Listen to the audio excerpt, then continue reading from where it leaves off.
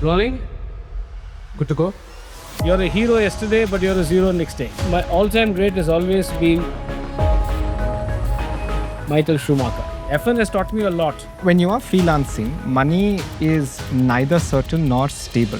Your rewards will also be high when you take high risks. How many different styles can you write in? I have the technology to dismantle and then reassemble. Any number of styles you want me to write, I can. So you were writing and then you were sticking it on the bat? I started making stickers like Duncan Fernley, St. Peter's, all those famous brands. I understood at the age of 7 or 8, there's no business like show business. Manly handwriting is you can't make out what's written. Finally, I found italic is the right style of writing. ABCD does not belong to Britain. The advice you'd give to a 20 or 21-year-old who's just graduating from college. Who am I?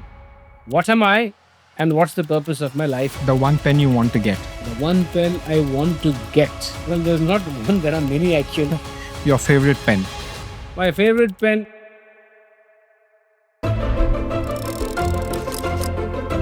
Been There, Done That is a part of Zerodha's 01 Media Network. If you want to learn from the lived experiences of our seniors, this is the channel to follow.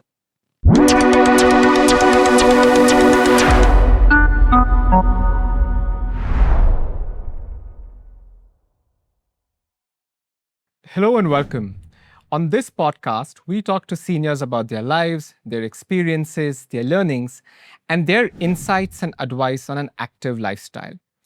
Our guest today is someone you will enjoy listening to. You've not seen anybody like him. He's a handwriting expert, a calligraphist. He might not like it when I say graphologist, an author, an entrepreneur, a corporate trainer, and has also fought elections as an independent candidate. I'm speaking to KC Janardhan. Jana uncle, thank you so much for joining me today. I ask all my guests this: how old are you? First of all, thank you, Rajnil. I am 62 summers old and running 63. Running 63. And what does a typical day in your life look like? Very interesting question. A typical day is challenging and every day is different. It's not the same. It's not like the routine that some people follow. Routines change. I do work in different time zones. Some days I'm in the Australian time zone. Some days it comes to Malaysian. Then it can shift to American. Then go back to European. And then some days in Indian. So it's very interesting because I feel like I'm in different parts of the world. In fact, when people ask me my place where I live, this is the second floor. This is the only floor which oscillates to 24/7 time. And as I started by saying you're a handwriting expert and a calligraphist, how did you discover handwriting and calligraphy? Oh, wonderful question. Right from my birth, I was interested in drawing, painting, sculpting, all kinds of handiwork. But you know, those days everybody is driving you into academics, marks. But I was not really that kind, who was after getting marks and showing academic excellence. I tried to excel in my natural abilities and inborn strengths. So after school and college, now I was very irregular to school and college. Please note that, because I hated school and college because they didn't teach me what I wanted. Somebody set a syllabus and said, you need to read this. So what I did after I left college was, I found a new term and a new way of learning things called as autodidactism. Which is? Which is, whatever you want to know in this world, go after that, buy those books, meet the relevant people in that subject, discuss with them, have a hands-on experience and try to become an expert. Now, that is the way that I followed, and I believe this is what is also going to be the forerunner for the NEP, which is being talked about in the recent times, that you need to allow people to find their natural abilities and groom them according to that, not push them into what is not required. So I led my life on my own terms. I didn't bother about the marks. I said I can challenge anybody because I have the self-confidence that I can do something with my innate abilities. You mentioned you were good at handiwork. Yes. But at which stage did you realize you were good at handwriting? So how did you go about discovering this? It all started in school again in 6th, 7th standard. We had this physics, chemistry, botany, zoology record work to be done. So on the record book, we had a competition who will write their names and the details of the subject, the class and the section and all that beautifully. So we were referring, I was in Chennai those days. our reference point, first call of reference was the Hindu newspaper and the handmade advertisements of those days. And somebody would give you an invitation for a wedding, and those fonts in that wedding card were very interesting. Those are printed wedding cards. Printed wedding cards with letterpress, not the modern kind. Got it. So I went after these printing presses and asked them, can I see the samples that you have? Then I asked them, can I take a look at those reference books that you have? And these people said, I have only one copy which is tattered. Can I get another copy?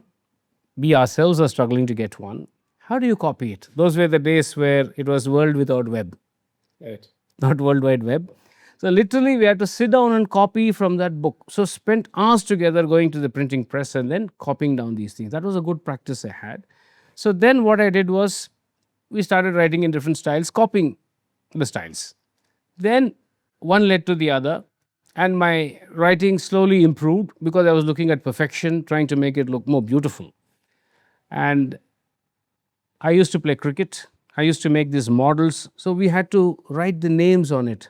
Or if you do map work, you need to do labeling. In science work also, you need to do labeling.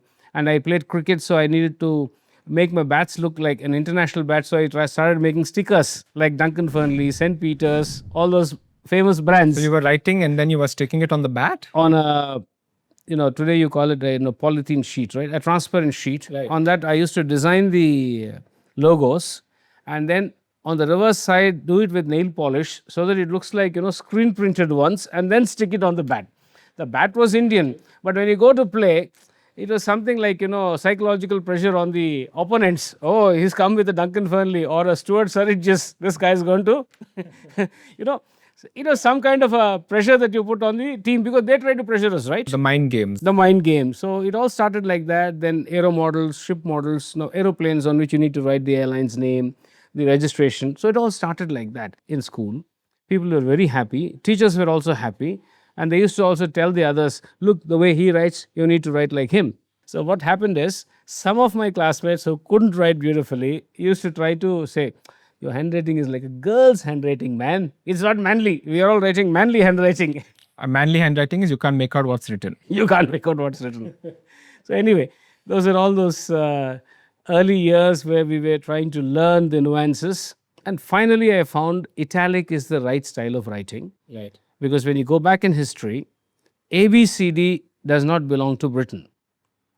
It was designed as we see it today by the Romans. Right. But there is a history to how it came into being through the Phoenicians and the Greeks and all that, and then how it took shape. In fact, earlier days it was not 26. U and W was not there. So slowly all these things came into being, and there's a history behind every letter, how it took shape, and Romans gave it to us. Right. So the Roman connection goes to Britain in 42 AD. The Roman Empire, the invincible Roman Empire, goes and takes over England, rules them for 500 plus years. Then they teach them ABCDs, and that is how the British learnt ABCD. Come 1900s, so this pointed nib slowly changed, and then they started having a tip at the, Right. it's called as a tipped nib. Now I can show you. This has also got a tipped nib here. So that first and foremost is a Ferrari pen from Mobla. This is a limited edition Enzo Ferrari pen. Enzo Ferrari. Enzo Yes. Ferrari.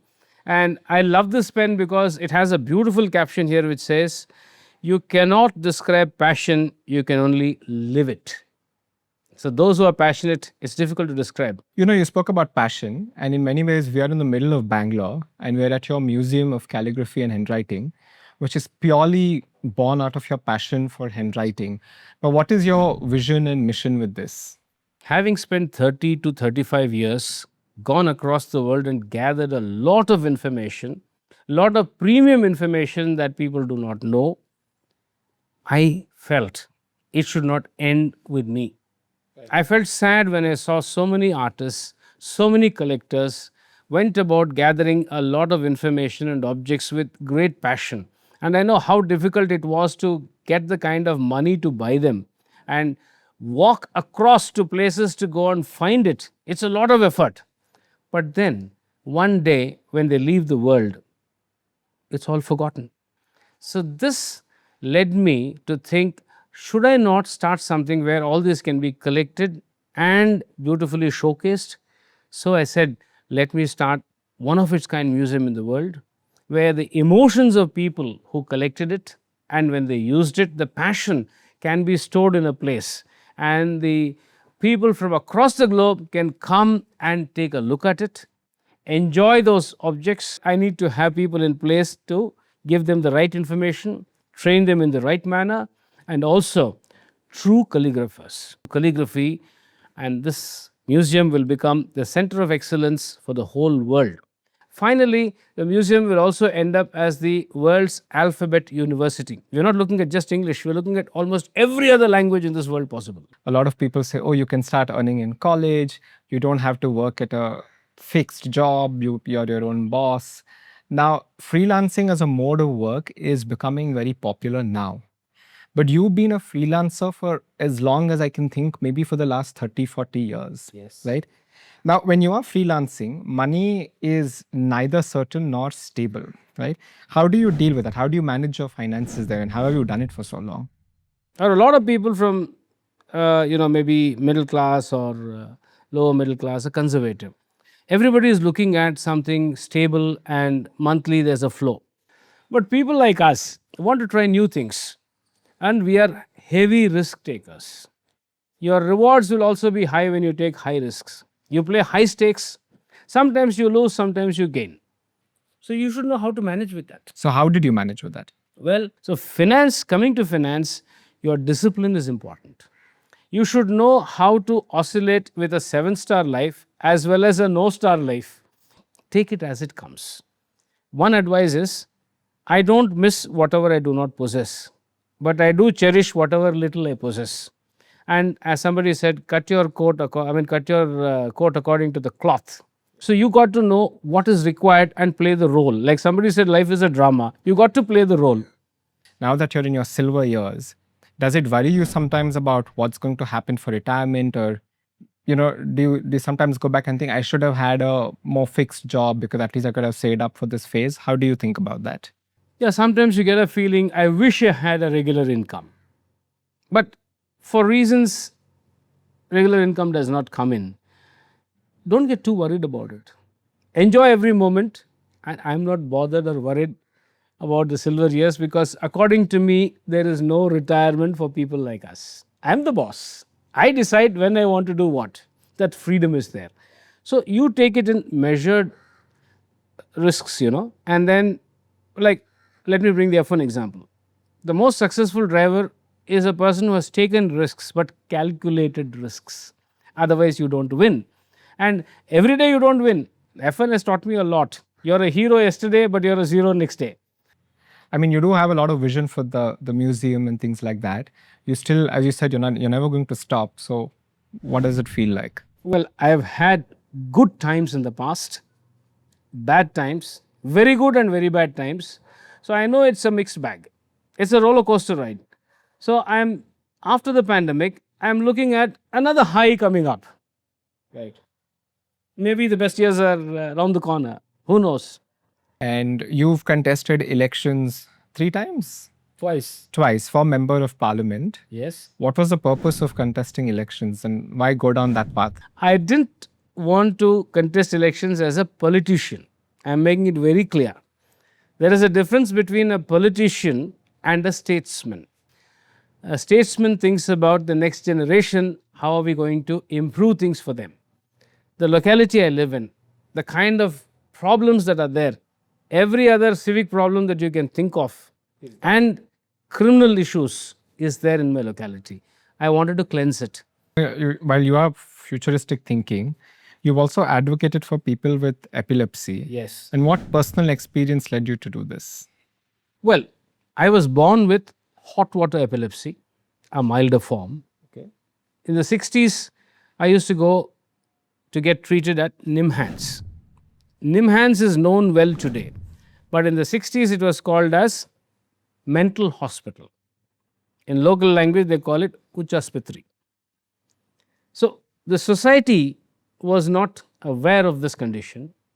Because of lack of awareness and understanding, they tried to ostracize people with epilepsy. Even today, a lot of misconceptions and the social stigma is very strong.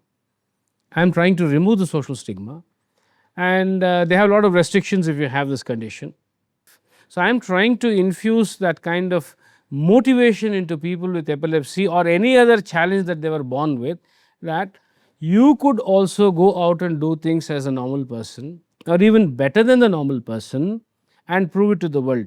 You can do things within your natural ability or your strengths. You have limitations, but do what you can. So, my job is to motivate more and more people to come out of the shadows, use their natural abilities and strengths, and do something worthwhile.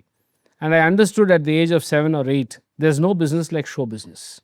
So, when everybody was trying to put me down or take a dig at me or keep me away, I started doing mimicry. I started doing mono acting, sculpting, painting, anything that is an entertainment to people, they would like to sit and watch. Right. Like Desmond Morris says. And so maybe that was a forerunner for me to get into a lot of fields of art. So, people with epilepsy, there have been a lot of famous personalities. I keep telling people we are in good company. Julius Caesar, Napoleon Bonaparte, Alexander the Great, Van Gogh, Leonardo da Vinci, my role model. Man with so many abilities that was inborn, and he made use of most of them. Now, such people inspire you. This is what I'm trying to do with these people, because they have been sidelined, nothing has been done till today for bringing in the social quality of life enhancement in a person with epilepsy or their caretakers. So, I'm fighting for that. Yeah. Uncle, this has been a wonderful conversation, but this is the last section. It's a rapid fire. Yes. I have a bunch of questions, quick answers. Go ahead.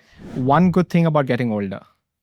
One good thing is you have a lot of experience and you have the confidence to do a lot of other things.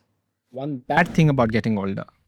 You feel there is less time in this world because you're uncertain how long you're going to be around. But still, make the best use of the time available. One thing you liked about being young. You were energetic. Maybe that energy is not there physically, but when you're getting older, there's a lot of mental energy. One thing you disliked about being young. You were not accepted when you did things at 20s and 30s. How many different styles can you write in? Well, to make it simple, all designs that you see in your life, tables, chairs, lights, the glasses that you wear, the watch, I have developed a mechanism where I will dismantle them into smaller parts and reassemble them. So, any number of styles you want me to write, I can, because I have the technology to dismantle and then reassemble. Your favorite pen. My favorite pen, like everybody is after, the Grail pen is a Mont Blanc. You already have many, no? Yeah, there are. Because favorite pen is a Mont Blanc because of the craftsmanship, handmade, the detail that goes into it, and it writes smooth. Also, there are other pens. I would say any pen that suits my hand and finger and comfortable to hold. Nib or an extra fine, because for an artist, you need fine lines and precision. And with that fine and extra fine, if it is buttery smooth, there can be nothing better than that. The one pen you want to get. The one pen I want to get. Well, there's not one, there are many actually for the museum. At that. We leave it at that. A show you're currently watching or your favorite show. It can also be a movie. Well, it's not a movie. I'm very happy that I'm able to watch the F1 regularly, Formula One racing, because that's the best show that I can always enjoy. Because every time you're learning a lot from there, and Formula One philosophy has a lot to teach everybody about life. So, which is your favorite F1 team? My all-time great has always been Michael Schumacher. Okay, all time. So, Ferrari is your favorite. Great. Ferrari is, and that's why you see Enzo Ferrari also over here. Yes. A book you're currently reading or your favorite book? The favorite book of mine has been a series which comes from,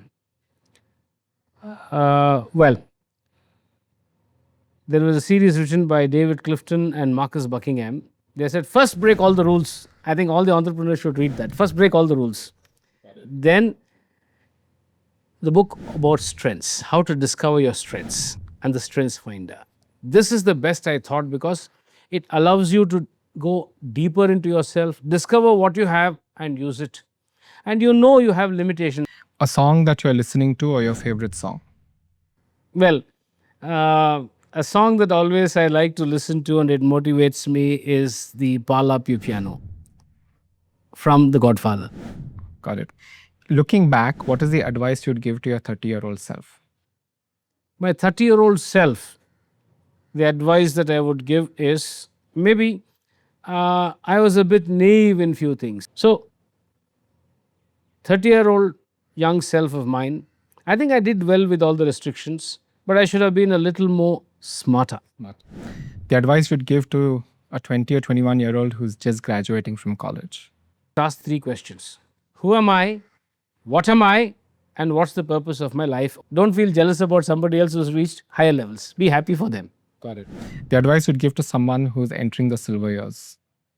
Entering silver years, well, look back and say, nothing lost, more to be gained. There's more in store. Explore. Perfect. Jana Uncle, thank you so much for speaking to us. This has been wonderful. Thank you. Okay. Thank you so much for asking these questions, and I hope the viewers will really get some benefit and there is a takeaway for them. I hope so too. And if you enjoyed this conversation, then please like, share, subscribe, and comment. Thank you.